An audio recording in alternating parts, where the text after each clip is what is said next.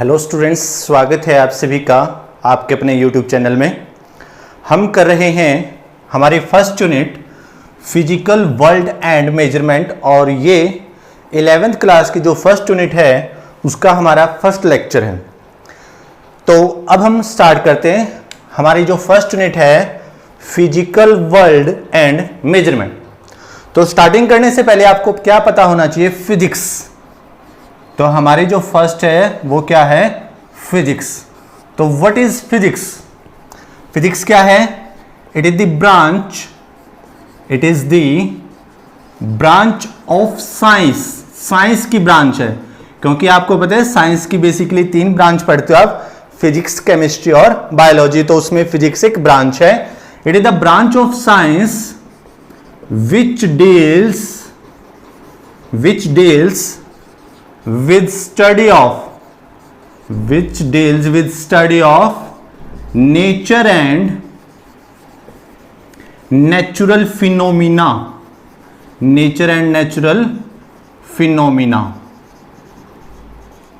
तो उस ब्रांच को हम क्या बोलते हैं? फिजिक्स। यानी बेसिकली हम ये कह सकते हैं कि फिजिक्स वो ब्रांच ऑफ साइंस है जो हमें किसके बारे में बताती है? Nature and natural phenomena. कैसे? जैसे फॉर एग्जांपल आपको पता है कि जो सन है, सन हमें क्या प्रोड्यूस करता है? हमें क्या देता है? लाइट प्रोवाइड करवाता है। और अगर हमें लाइट प्रोवाइड करवाता है सन, तो वो जो लाइट है उसके अंदर बनी कैसे, वो एनर्जी कहां से आई, वो कौन बताता है? फिजिक्स बताती है। Natural phenomena. नेचुरल फिनोमिना जैसे आपको पता है कि रात कैसे होती है, दिन कैसे होते हैं, जो स्टार्स है वो कैसे चमकते हैं, जो प्लैनेट्स हैं वो कैसे रोटेट करते हैं, जो स्ट्रॉम है, तूफान है, वो कैसे आते हैं, बारिश कैसे होती है, बादल कैसे बनते हैं। यानी ये सारी जो फिनोमिना है, जैसे भूकंप है, वो कैसे आता है, ये सारे क्या है? नेचुरल फिनोमिना है। इनके बारे में जो ब्रांच साइंस की बताए वही ब्रांच आपकी क्या है? फिजिक्स है। अब हमने तो यहां पे यही लिखा है कि नेचर एंड नेचुरल फिनोमिना, लेकिन इसके अलावा आप क्या लिख सकते हो? और इलेक्ट्रिसिटी के बारे में बताएं, क्योंकि आपको पता है कि आप जितने भी घर में इलेक्ट्रिकल अप्लायंस यूज कर रहे हैं वो सारे के सारे कहां से बने हैं? फिजिक्स से बने हैं। और ऐसे ही आप, अगर मैं लाइट की बात करूं तो लाइट के केस में क्या होगा कि सनलाइट मिली आपको, यानी जो आप लाइट यूज कर रहे हो उसके बारे में भी किसने बताया? फिजिक्स ने बताया। थर्ड, हीट के बारे में, अगर आप हीट के बारे में कोई भी बात पढ़ना चाहते हो तो वो भी कौन बताएगा? फिजिक्स बताएगा। तो इन सब बातों के बारे में जो ब्रांच बताती है साइंस की, वो ब्रांच क्या कहलाती है? फिजिक्स कहलाती है। जो फिजिक्स होती है, जो हमारी फिजिक्स है, वो क्या करती है? दूसरी ब्रांचेस के साथ भी रिलेट करती है। कैसे? देखते हैं क्या है relation of physics to the other sciences कि जो दूसरी साइंस है उनके साथ जो फिजिक्स है वो कैसे रिलेट करती है। तो सबसे पहला जो रिलेशन है मैं ले रहा हूं केमिस्ट्री के साथ, कि जो फिजिक्स का रिलेशन है केमिस्ट्री के साथ वो क्या होता है। कैसे? आपको पता है कि केमिस्ट्री के अंदर जब, जैसे फॉर एग्जांपल अगर हम लें टैबलेट्स बना रहे हैं, तो टैबलेट्स बनाने के लिए हम क्या करते हैं? उनका मिक्सचर लेंगे। मिक्सचर के लिए क्या करेंगे? भाई इतने अमाउंट ऑफ ये होना चाहिए, इतने अमाउंट ऑफ ये होना चाहिए। तो उसके लिए क्या करोगे आप? मेजरमेंट करनी पड़ेगी। भाई इसका जो वजन है, वेट है, वो इतना होना चाहिए। और जो मेजरिंग डिवाइस आप यूज करोगे, that device is performed by physics. तो वो फिजिक्स से ही परफॉर्म होगा, यानी फिजिक्स ने ही उसको डिजाइन किया है। तो इसी वजह से केमिस्ट्री के अंदर उसका यूज होता है। फॉर एग्जांपल कोई रिएक्शन, जैसे आपने देखी है 10th तक, कोई भी रिएक्शन आप लिखते थे कि इतने केल्विन पे होगी, तो वो जो टेम्परेचर मेजरमेंट के लिए आपने इंस्ट्रूमेंट यूज किया, थर्मामीटर, तो वो जो थर्मामीटर है वो किसने प्रोवाइड करवाया? फिजिक्स ने प्रोवाइड करवाया। तो हम ये कह सकते हैं कि केमिस्ट्री के अंदर जितने भी आप जो ब्रांचेज है, केमिस्ट्री जो ब्रांचेज है, उसके अंदर भी हम क्या करते हैं? फिजिक्स का रिलेशन दिखा सकते हैं। सेकंड है बायोलॉजी। बायोलॉजी के अंदर भी फिजिक्स का यूज होता है। कैसे होता है? जैसे आपने देखा है कि ऑपरेशन के टाइम में जितने भी इलेक्ट्रिकल अप्लायंस यूज हो रहे हैं, ऑपरेशन के लिए यूज करते हैं, ऑपरेशन के लिए जो मशीन यूज करते हैं या कोई भी ऑपरेटर्स आप यूज कर रहे हो, तो वो जो सारे के सारे हैं वो कहां से परफॉर्म हो रहे हैं?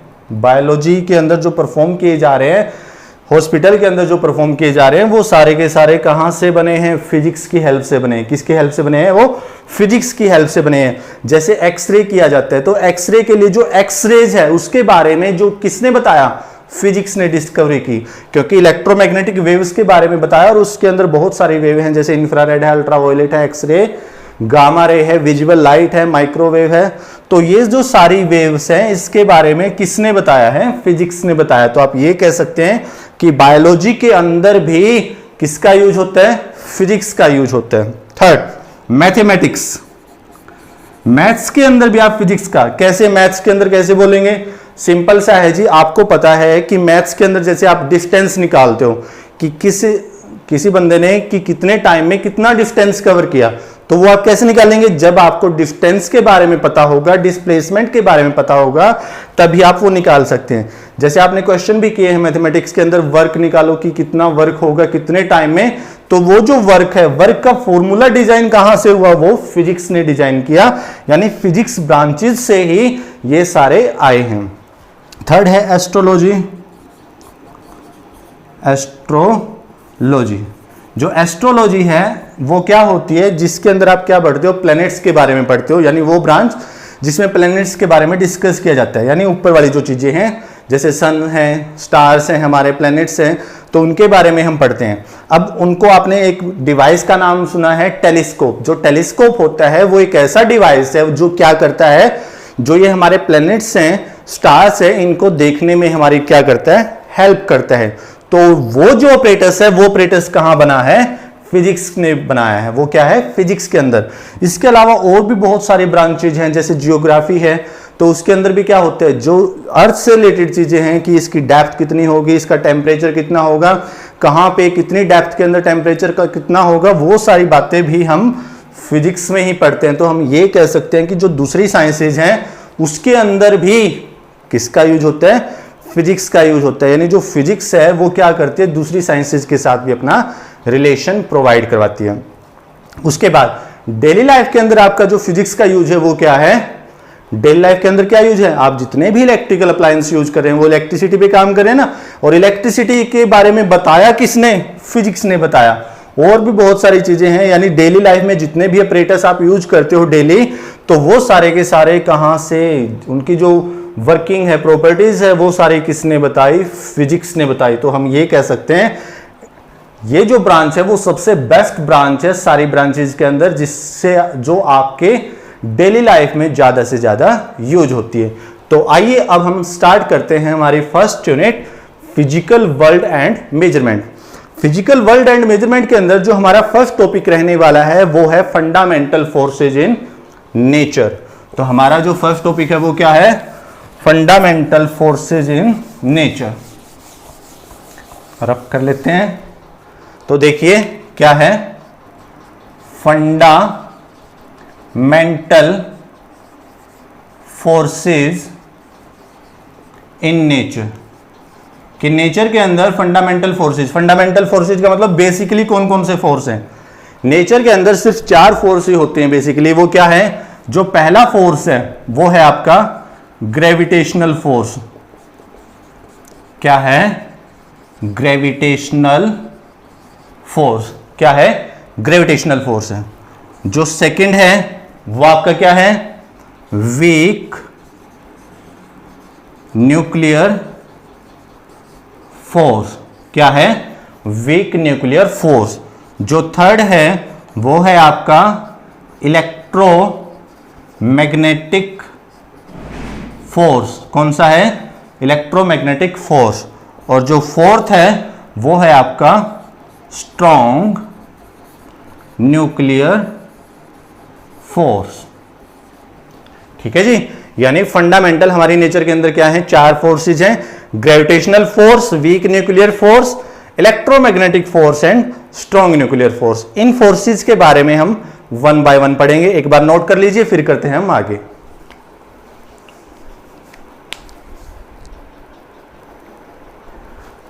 चलिए जी, हो गया नोट। तो हम स्टार्ट कर रहे हैं। हमारा फर्स्ट जो फोर्स है वो क्या है? Gravitational force. ये जो ग्रेविटेशनल फोर्स है इसके बारे में आप 6th यूनिट में भी जाके एक्सप्लेनेशन में पढ़ोगे। अभी हम बेसिक कर लेते हैं। तो क्या है हमारा ग्रेविटेशनल फोर्स? तो क्या होगा? आपको पता है ग्रेविटेशनल फोर्स क्या होता है? It is the force of attraction. It is the force of attraction acting between two objects in nature. किस नेचर के अंदर किन्हीं भी दो ऑब्जेक्ट्स के बीच में जो फोर्स लगेगा उस फोर्स को क्या बोलते हैं? Gravitational force. कैसे? मान लीजिए कि ये डस्टर है और एक ये मार्कर है, इनके बीच में जो फोर्स लगेगा that force is gravitational force. इस नेचर के अंदर किन्हीं भी दो ऑब्जेक्ट्स के बीच में जो फोर्स लगता है, जैसे ये बोर्ड है और एक मैं हूं, तो हम दोनों के बीच में भी जो फोर्स लग रहा है वो क्या है? Gravitational force. किस नेचर के अंदर किन्हीं भी दो ऑब्जेक्ट्स के बीच में लगने वाले फोर्स को आप क्या बोलेंगे? Gravitational force. कैसे? क्या लिया गया? मान लीजिए हमारे पास एक ऑब्जेक्ट है जिसका जो मास है वो क्या है? m1 है। एक जो दूसरा ऑब्जेक्ट हमने लिया उसका जो मास है वो हमने क्या माना? m2 माना। और दोनों के बीच में जो डिस्टेंस है यानी सेपरेशन है वो हमने क्या मान ली? r। दो ऑब्जेक्ट कंसीडर किए हमने, एक m1 मास के लिए और एक m2 मास के लिए। दोनों के बीच में जो सेपरेशन है, डिस्टेंस है, वो क्या कंसीडर कर लिया?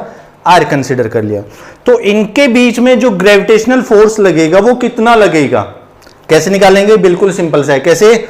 आपको पता है कि जो फोर्स होगा, जो फोर्स है वो क्या होगा? डायरेक्टली प्रोपोर्शनल होगा। क्या होगा? Directly proportional to the product of their masses, m1 m2 के प्रोडक्ट के। मतलब क्या है इसका?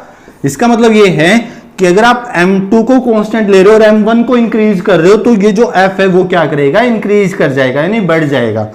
अगर आप m1 को कांस्टेंट लेके m2 को इंक्रीज कर रहे हो तब भी ये बढ़ जाएगा, इंक्रीज हो जाएगा।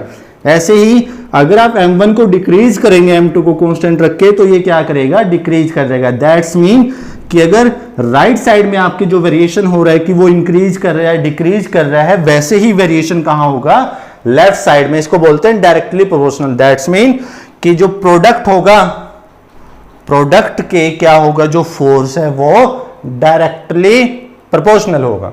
ठीक है। Second, force is inversely proportional to square of the distance between them. कि जितना डिस्टेंस, मान लीजिए ये कैप है और ये मार्कर है, कि इनके बीच का डिस्टेंस अगर कम है तो फोर्स ज्यादा लगेगा और डिस्टेंस अगर ज्यादा है तो फोर्स क्या लगेगा? कम लगेगा। इसको बोलते हैं इनवर्सली। दैट मीन्स कि R अगर आप इंक्रीज करोगे तो जो फोर्स है वो डिक्रीज करेगा, और अगर आप R को डिक्रीज करोगे तो जो फोर्स है वो क्या करेगा? इंक्रीज करेगा। और ये किसने बताए थे?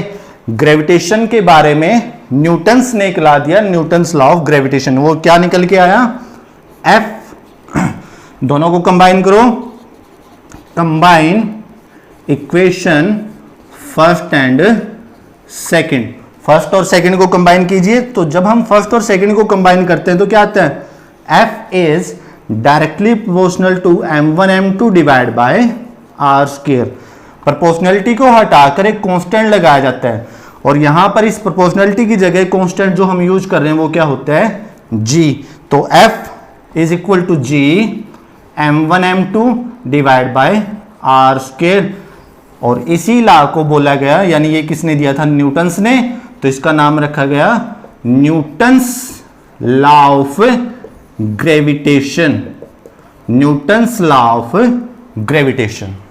ठीक है जी। अब यहां पे ये जो G है इसका भी स्पेशल नाम है। इसका नाम क्या है? Gravitational constant. क्या है इसका नाम?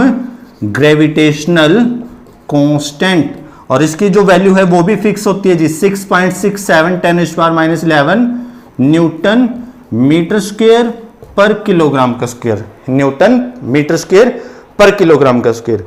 अब अगर आपके पास ये क्वेश्चन आता है कि सर ये कहां से आई ये वैल्यू, ये यूनिट हम कैसे यूज कर रहे हैं, तो इसका रीजन भी हम आगे भी पढ़ेंगे और मैं यहां पे भी आपको बता देता हूं। इसका रीजन क्या है? सिंपल सा रीजन है इसका। क्या? यहां से देखिए G किसके इक्वल आ गया G? G is equal to F R square divided by m1 m2। अब आपको पता है कि फोर्स को आपने पढ़ा है न्यूटन में हम मेजर करते हैं, R डिस्टेंस को मीटर में, इसका स्क्वायर है तो इसका स्क्वायर मीटर स्क्वायर, मास को हम किलोग्राम में और ये भी किलोग्राम में। तो ये क्या बन गया? Newton metre square. ये किलोग्राम किलोग्राम नीचे से ऊपर गए तो किलोग्राम पर स्क्वायर। तो क्या बन गया? न्यूटन मीटर स्क्वायर पर किलोग्राम। ठीक है। तो यहां से हमारे पास क्या आता है? ये ग्रेविटेशनल फोर्स। यानी सिंपली आप कह सकते हो कि जो ग्रेविटेशनल फोर्स है वो क्या होता है। ग्रेविटेशनल फोर्स कि इस नेचर के अंदर किन्हीं भी दो ऑब्जेक्ट्स के बीच में जो फोर्स लगेगा उस फोर्स को क्या बोलते हैं, ग्रेविटेशनल फोर्स। और जिसके बारे में किसने बताया, न्यूटन्स ने बताया, और उसने न्यूटन्स लॉ ऑफ ग्रेविटेशन ने दिया, और वो किसके इक्वल था, F is equal to G m1m2 divide by r square. ठीक है, उसके बाद हम इस फोर्स से रिलेटेड कुछ इसकी प्रॉपर्टीज पढ़ते हैं। तो आगे हमारे पास क्या है, प्रॉपर्टीज ऑफ, समझ में आ रहा है ना अच्छे से, प्रॉपर्टीज ऑफ ग्रेविटेशनल फोर्स क्या है, प्रॉपर्टीज ऑफ ग्रेविटेशनल फोर्स, कि जो ग्रेविटेशनल फोर्स है उसकी क्या कीजिए, प्रॉपर्टी लिखिए। बहुत सारी प्रॉपर्टी हैं। अभी अभी हमने देखा कि ये जो फोर्स है, जैसे हम ले रहे थे इस मार्कर और इस कैप के बीच में जो फोर्स लग रहा है, अब आपको बताया है कि ये जो फोर्स लग रहा है वो कैसा नेचर का है, अट्रैक्टिव लिखा था। तो ये जो फोर्स होता है अट्रैक्टिव नेचर का होता है, it is attractive force in nature, कि इसका जो नेचर होता है वो क्या होता है, अट्रैक्टिव नेचर होता है। क्या होता है, अट्रैक्टिव नेचर होता है। ठीक है, एक और ये जो फोर्स होता है वो माइक्रोस्कोपिक और मैक्रोस्कोपिक दोनों ही टाइप के पार्टिकल्स के बीच में ये लगता है, यानी चाहे छोटा सा पार्टिकल हो चाहे कितना बड़ा पार्टिकल हो, तो सबके बीच में ये फोर्स लगता है। Second, it is the weakest force in nature, कि ये सबसे कमजोर फोर्स है इस नेचर के अंदर। सब जैसे हमने पढ़ा है कि हमारे पास 4 फंडामेंटल फोर्सेज है, तो उन फंडामेंटल फोर्सेज के अंदर जो सबसे कमजोर फोर्स है वो कौन सा है, ग्रेविटेशनल फोर्स। जैसे अभी वही एग्जांपल, फिर से इन दोनों के बीच में फोर्स लग रहा है, ग्रेविटेशनल फोर्स, लेकिन हमें ये नहीं पता, हमें फील ही नहीं हो रहा कि इनके बीच में वो लग रहा है, तो इसी वजह से हम ये कह सकते हैं कि it is the weakest force in nature. ये जो फोर्स है वो क्या होता है, सेंट्रल फोर्स होता है, यानी एक बॉडी के सेंटर से दूसरे बॉडी के सेंटर पे लगता है। It is a central force, it is a central force. मतलब अगर हमारे पास दो बॉडी हैं ए और बी, इनके बीच का अगर मैं फोर्स ले रहा हूं तो इनके बीच का जो फोर्स लगेगा वो क्या लगेगा, इसके सेंटर से इसके सेंटर पे लगेगा। तो ये क्या होता है, सेंट्रल फोर्स होता है। Fourth, it is always directly proportional to the product of their masses, कि हमेशा जो इनके मासेज होंगे उनके क्या होगा, हमेशा डायरेक्टली प्रोपोर्शनल होगा। फिफ्थ, डायरेक्टली प्रोपोर्शनल, जैसे मैंने बताया कि अगर आप मास इंक्रीज करोगे तो ये जो फोर्स है वो भी क्या करेगा, इंक्रीज हो जाएगा। इट ओबे इनवर्स स्क्वायर लॉ, ये क्या करता है, इनवर्स स्क्वायर लॉ को भी ओबे करता है। इनवर्स स्क्वायर लॉ क्या है, जैसे अभी आपने ये फोर्स निकाला, ये फोर्स क्या देखा था आपने, इनवर्सली प्रोपोर्शनल है डिस्टेंस के स्क्वायर के। तो इनवर्स स्क्वायर लॉ यही कहता है कि डिस्टेंस के स्क्वायर के अगर कोई चीज, कोई फिजिकल क्वांटिटी इनवर्सली प्रोपोर्शनल है तो वो क्या कर रही है, इनवर्स स्क्वायर लॉ को ओबे कर रही है। तो इसका मतलब यहाँ पे क्या इनवर्स स्क्वायर हो रहा है डिस्टेंस का, तो इसी वजह से इट ओबे इनवर्स स्क्वायर लॉ। और एक और कि ये जो फोर्स है दो बॉडी के बीच में जो ये लगता है, अगर वहां पर आसपास में कोई और बॉडी है तो उसकी जो फिजिकल प्रेजेंस है वो इसके ऊपर कोई भी इफेक्ट नहीं डालती। इट